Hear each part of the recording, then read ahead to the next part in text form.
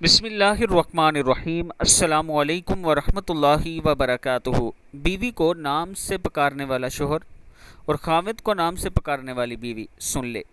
اللہ پاک نے ہمارے نبی حضرت محمد صلی اللہ علیہ وآلہ وسلم کی زندگی کو ہمارے لیے بہترین نمونہ بنایا ہے، جن کی زندگی سے ہمیں ہر معاملے میں رہنمائی ملتی ہے۔ اسلام نے عورتوں کے کچھ حقوق اور فرائض بتائے ہیں جن کی وجہ سے عورتوں کو معاشرے میں تحفظ اور مقام ملا ہے۔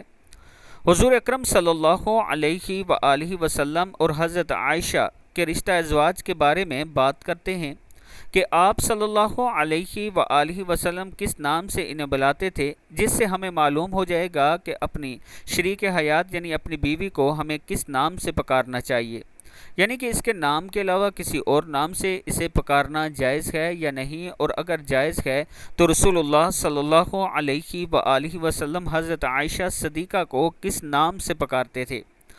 بعض لوگوں میں مشہور ہے کہ عورت اپنے شوہر کا نام لے لے تو اس کا نکاح ٹوٹ جاتا ہے۔ یہ بالکل غلط بات ہے، بلکہ یہ بات لوگوں نے اس لیے گڑھ رکھی ہے کہ بیوی اس بات سے ڈر کر ہی شوہر کا نام مت لے اور دب کر رہے۔ بخاری شریف میں حدیث ہے کہ نبی اکرم صلی اللہ علیہ وآلہ وسلم نے حضرت سلمان اور حضرت ابو دردہ کی آپس میں اخوت قائم کی تھی اور انہیں آپس میں بائی بائی بنا دیا۔ تو ایک بار حضرت سلمان حضرت ابو دردہ رضی اللہ تعالیٰ عنہ کے گھر گئے۔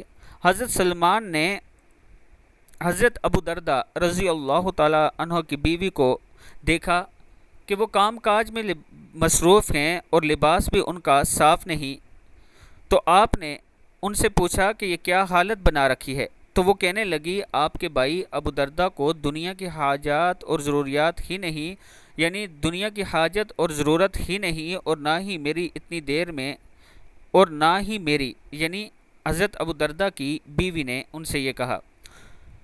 تو اتنی دیر میں ابو دردہ رضی اللہ تعالیٰ عنہ بھی آگے اور ان کے لیے کھانا رکھا۔ تو حضرت سلمان نے ان سے کہا، بھائی کھاؤ۔ حضرت ابو دردہ کہنے لگے، میں روزے سے ہوں۔ حضرت سلمان کہنے لگے، تم کھاؤ گے تو میں بھی کھاؤں گا۔ وہ بیان کرتے ہیں کہ ابو دردہ رضی اللہ تعالیٰ عنہ کھایا، اور جب رات ہوئی تو ابو دردہ قیام کرنے لگے۔ حضرت سلمان نے کہا، سو جاؤ، تو وہ سو گئے۔ تھوڑی دیر بعد پھر اٹھے اور قیام کرنے لگے، تو حضرت سلمان نے کہا، بھائی سو جاؤ۔ جب رات کا آخری پہر ہوا تو حضرت سلمان کہنے لگے، اب اٹھو اور قیام کر لو۔ تو پھر دونوں نے نماز پڑھی، اور بعد میں حضرت سلمان کہنے لگے، تیرے رب کا بھی تجھ پر حق ہے، اور تیری جان کا بھی تجھ پر حق ہے، اور تیری بیوی کا بھی تجھ پر حق ہے، تو ہر حقدار کو اس کا حق ادا کر۔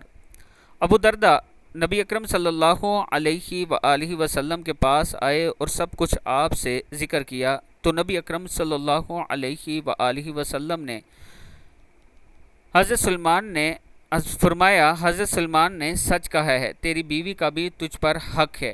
نبی اکرم صلی اللہ علیہ وآلہ وسلم نے فرمایا کہ سلمان نے سچ کہا ہے، تیری بیوی کا بھی تجھ پر حق ہے۔ ناظرین، اس سے ہمیں سمجھنا پڑے گا، اور احادیث کی تفسیر سے ہمیں یہ بات معلوم ہوئی کہ جیسے شوہر کا بیوی پر حق ہے، بیوی کا بھی شوہر پر حق ہے، لیکن ہمارے معاشرے میں شاید یہ سمجھا جاتا ہے کہ صرف بیوی ہی شوہر کی خدمت کرے، بیوی کا کوئی حق نہیں ہے۔ ایسی کوئی بات نہیں ہے۔ اگر شوہر یہ سمجھتا ہے کہ بیوی میری خدمت کرے، اس کا حق ہے، تو اتنا ہی حق اس کی بیوی کا بھی ہے کہ شوہر اس کے ساتھ اچھے طریقے سے بات کرے، اس کے ساتھ اچھا اخلاق اپنائے، اس کی ضروریات پوری کرے، اس کی جسمانی ضروریات پوری کرے۔ اگر وہ نہیں کرتا تو وہ گنہگار ہوگا۔ اللہ تعالی ہم سب کو رسول اللہ صلی اللہ علیہ وآلہ وسلم کے فرمان کے مطابق زندگی گزارنے کی توفیق عطا فرمائے۔ آپ اپنی بیوی کو نام سے بلا سکتے ہیں، یا کوئی اچھا نام جو آپ کو پسند ہو اس سے بھی اس کو بلا سکتے ہیں، جیسے رسول اللہ صلی اللہ علیہ وآلہ وسلم حضرت عائشہ کو حمیرہ کے نام سے بھی پکارا کرتے تھے، بلایا کرتے تھے۔ اللہ تعالی ہم سب کو اسلام کے مطابق زندگی گزارنے کی توفیق دے، اور اللہ تعالی تمام جو لوگ شادی شدہ ہیں ان کا جو ازواجی رشتہ ہے اس میں برکت اور محبت ڈالے۔ السلام علیکم ورحمۃ اللہ وبرکاتہ۔